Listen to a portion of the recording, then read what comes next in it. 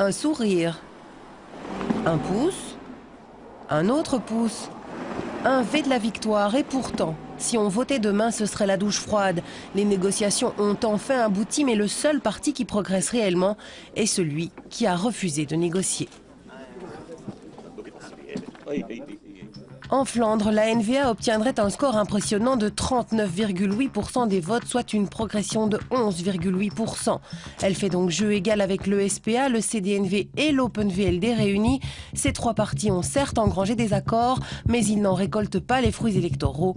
Notons que le Vlaams Belang repasse sous les 10% et que Groen progresse un peu. Côté wallon, le constat est le même.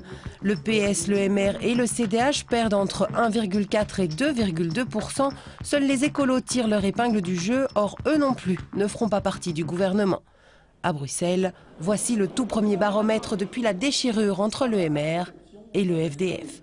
Effet immédiat, le PS deviendrait le premier parti de la capitale, le MR perdrait 10%, mais le FDF n'en récolterait que 6,5%.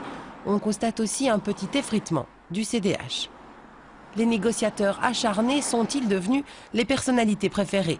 Pas en Flandre en tout cas, où toute la classe politique est sanctionnée, même Bart De Wever qui obtient quand même 44%, soit le double de tous ses poursuivants, Chris Peters, Yves Le Terme et Elio Di Rupo.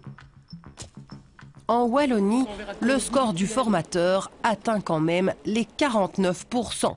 Devant Benoît Ludgen, CDH qui apparaît et dépasse son ancienne présidente Joëlle Milquet à égalité avec Jean-Michel Javot. Presque un gouvernement, mais déjà en face, une opposition forte, selon les sondages.